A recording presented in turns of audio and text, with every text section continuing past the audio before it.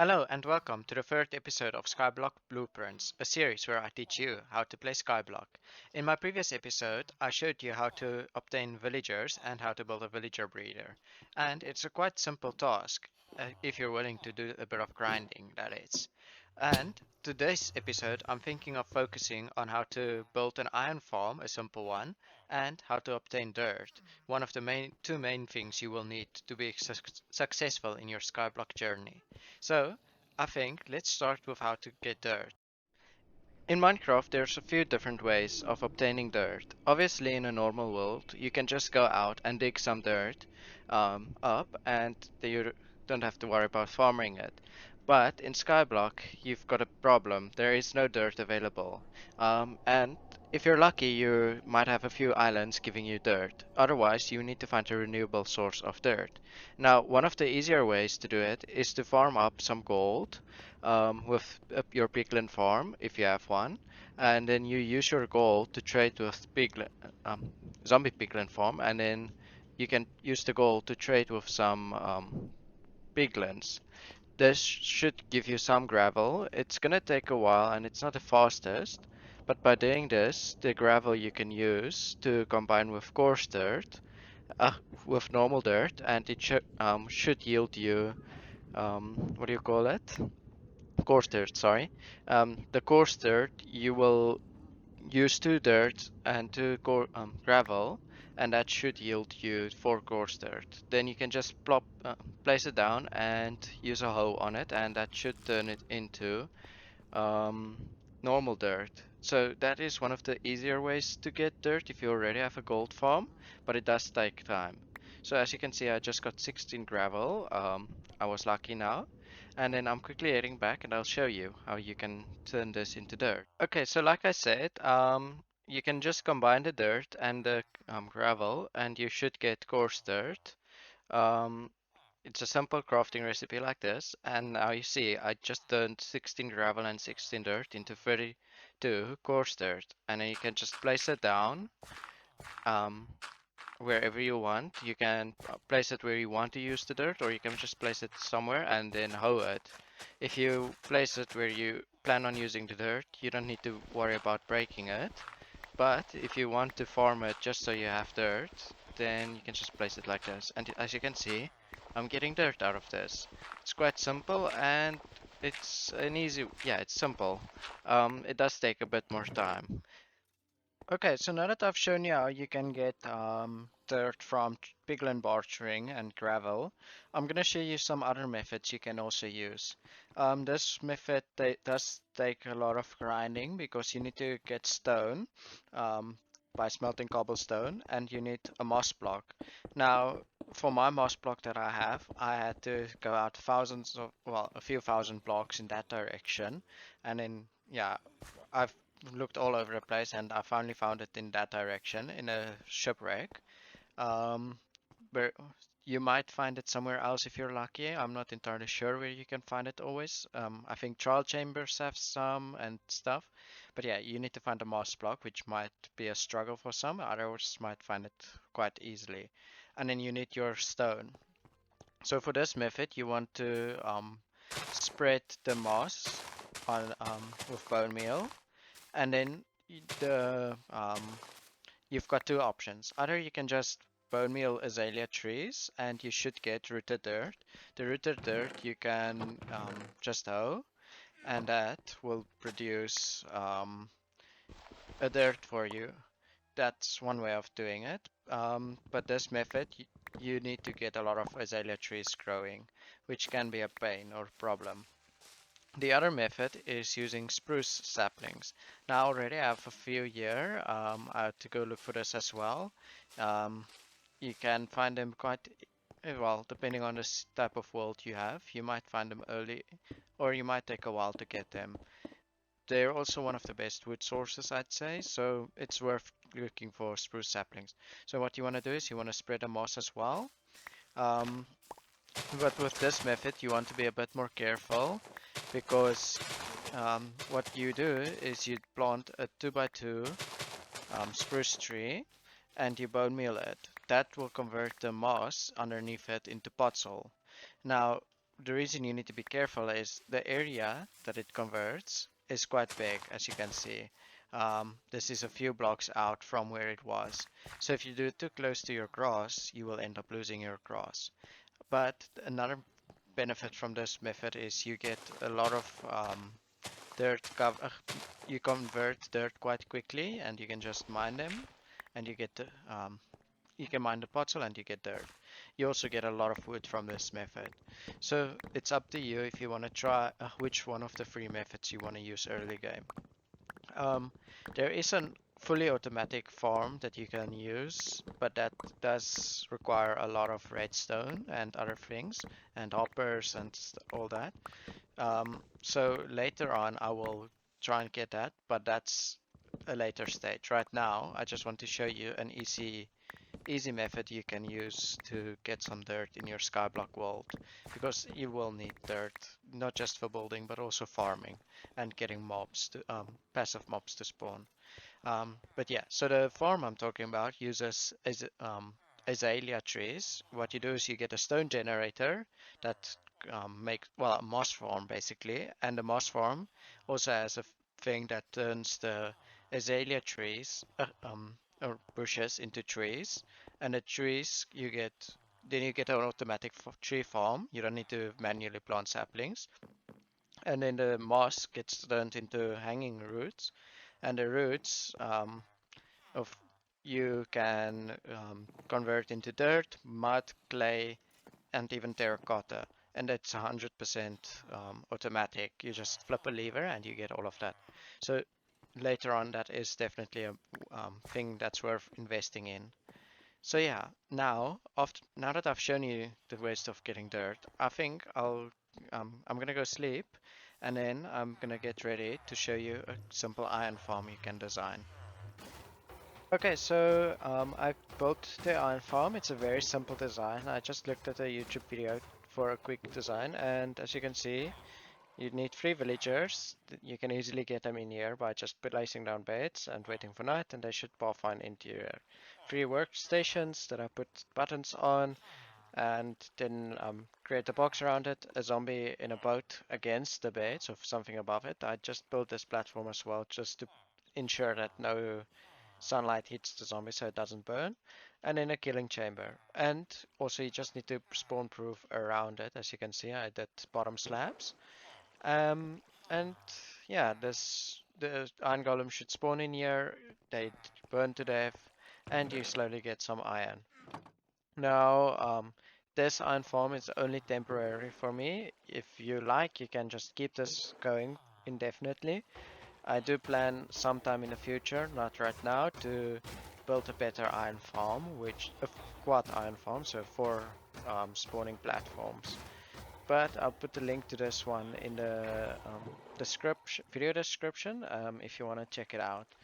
But now that I've got iron and going, I think I'll. I actually don't know what I want to do next. I'm gonna think for a bit and then I'll come back to you. Yeah, I'll just think for a bit and then I'll see. I decided what to do next, and I think it is an important thing for progression. Now that I have a proper iron supply, I can finally start crafting up hoppers more easily without worrying about iron supply. So I decided, and oh yeah, I also get a lot of redstone from witches. So I thought the next thing to build is a cobblestone generator. But currently my iron farm is using the lava. So all I just need to do is I need to build out there, get some dripstone, and I should be able to farm some lava with the dripstone. So, but this is a simple design for an iron farm. You can get 3 pistons, some redstone repeaters, and as you can see, just create a simple clock into 2 redstone torches, and then the redstone dust activating the pistons. And then what you want to do is, let me quickly grab some more stone. Okay, I don't have enough um, stone bricks right now, but what you want to do is you just want to place down a solid block there and close this off.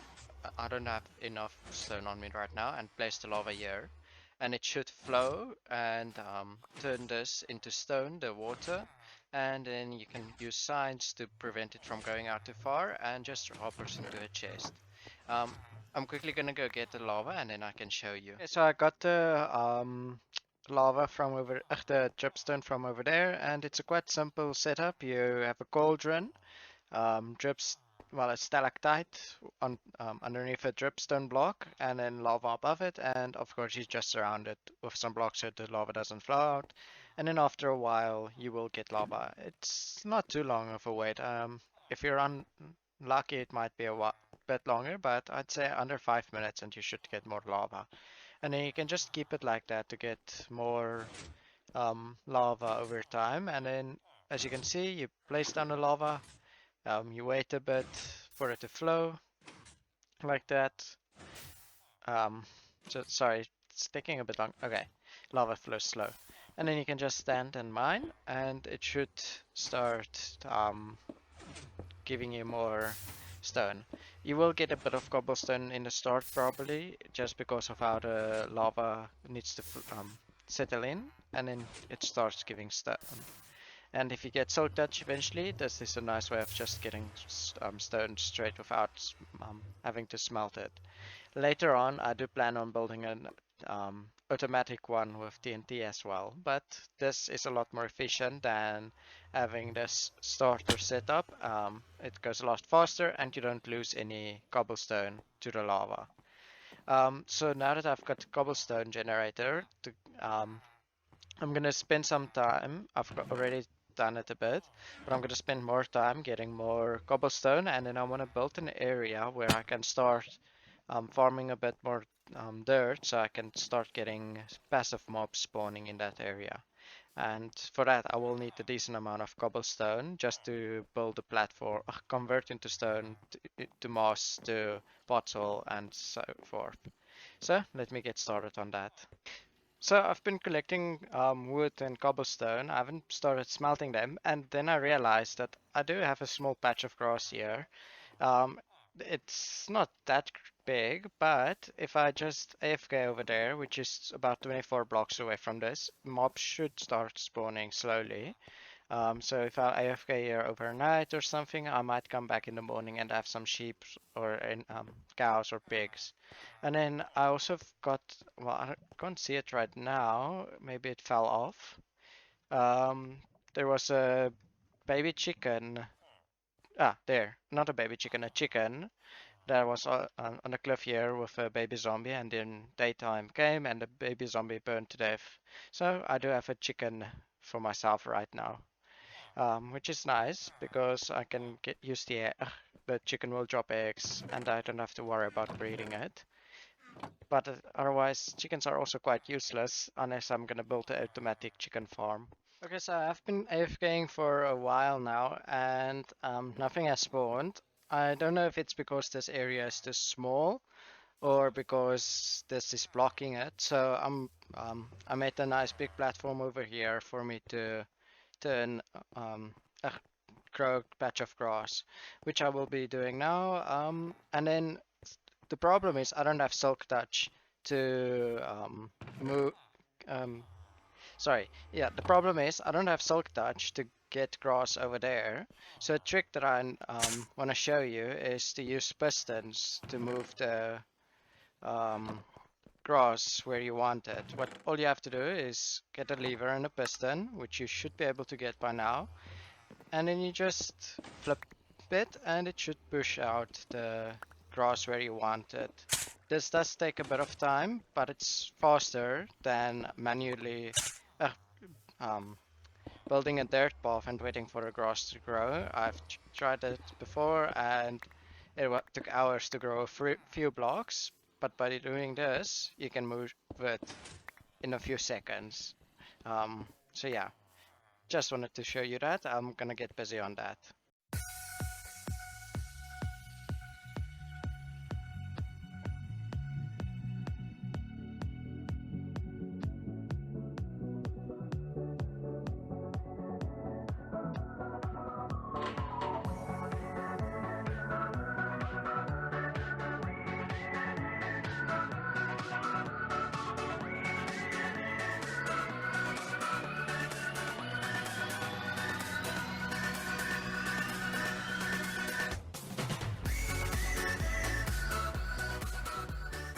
Okay, so I've been going for a few hours now, and as you can see, I've got some animals going, some sheep and cows, and then one pig.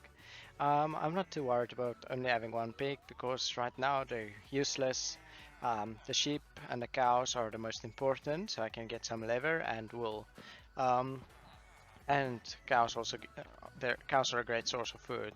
But I do have a risk of losing the sheep to wolves if they spawn in there. So I just want to craft some boats. Well, one boat. I should have a boat somewhere else, and then I want to put a sheep in there just to prevent, and then move the sheep somewhere else to prevent wolves from killing them. Okay, I can't find that boat. I might have lost it when I fell in the void earlier.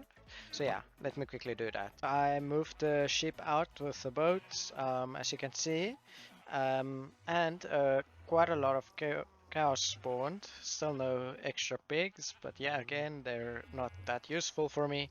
Another benefit of keeping sheep in the boats are it frees up spawn in the spawn cap, so more mobs can spawn. And the reason I'm afraid of wolf spawning is this is a forest biome. If you look on the left side, and um, wolves tend to spawn in a forest. So if a wolf spawned, it would kill out all my sheep, and I don't want that to happen. So I think for now I'm gonna end the episode here. I've already done quite a lot. I showed got dirt farm going. Well, not the dirt farm, but I showed you how to farm dirt, and you can see I got quite a lot of it for myself. I got an iron farm. Um, I got a better cobblestone generator, and I have a animal farm going. So I think I'm quite happy with the progress I've made today. Um, and in next episode, I'm not sure what I'm gonna be doing. Maybe I'll clean up this area a bit and start on a villager trading hall. Maybe I'd even try and get enough ender pearls and blaze rods to open the end portal at least. But yeah, thank you for watching. I hope you enjoyed the episode, and I hope to see you next episode. Goodbye.